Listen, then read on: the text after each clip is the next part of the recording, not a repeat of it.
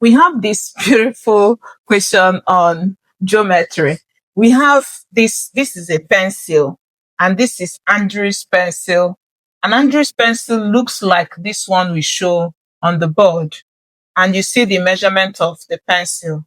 And the question is asking you, what is the volume of Andrew's pencil? Now, when you talk about volume, remember volume is just the amount of space that this is. Whenever you talk about volume, you are talking about 3D shapes. And 3D shapes are those shapes that have thickness, just like the pencil we have shown. So the volume of this pencil is just the amount of space inside this pencil. So we want to know the volume of this pencil that Andrew has. Now, what do? You notice that in this diagram, I don't know if you can spot any shapes we have there. You notice, if you look at it critically, you observe we have two shapes that are combined.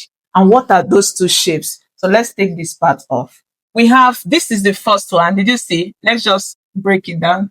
You see, if you bring out this upper part out, it gives you a cone. That is what it gives you. So the upper one gives you a cone. Then this down one, if you bring it out, you see that this has given you a cylinder. This is what it gives you. Did you see? So we have two shapes that are joined together.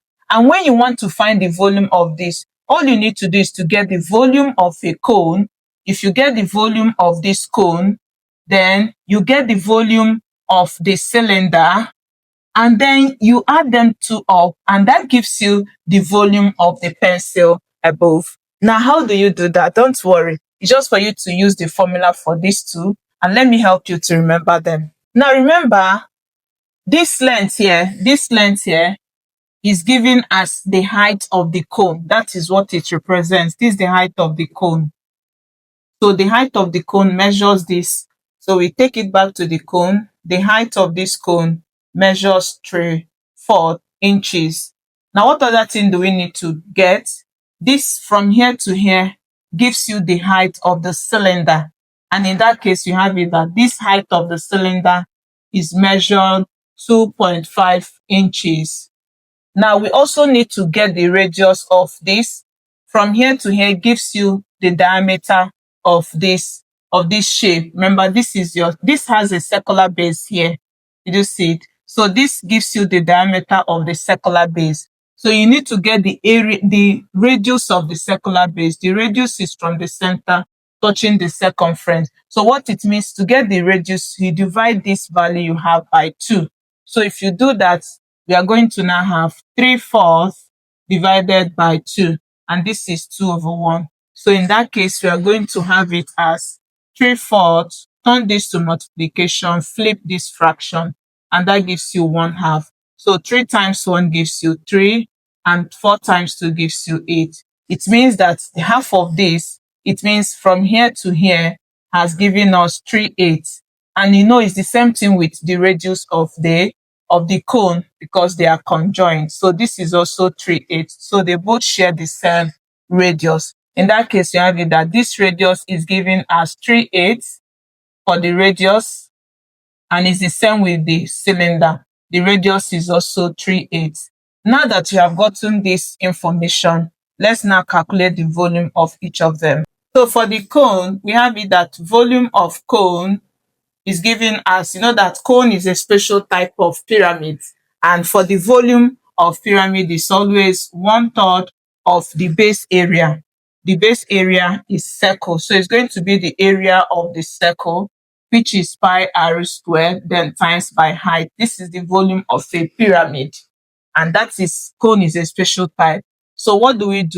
We are going to now have 1/3 multiplied by pi. Our radius is 3/8. So you are going to have 3/8, you square, then times by the height of the cone is 3/4.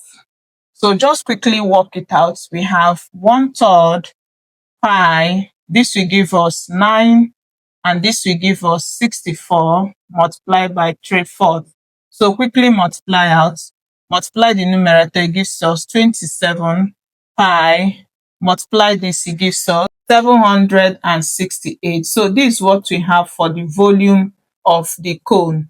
Let's keep it aside and then work out for that of cylinder. So for the volume of the cylinder, remember that cylinder is just a special type of prism and it shares the same volume with the prism. So in that case, the volume will now be the base area, which is the base of this is circular. So it's going to be pi r squared multiplied by the height. This gives you the volume of a prism.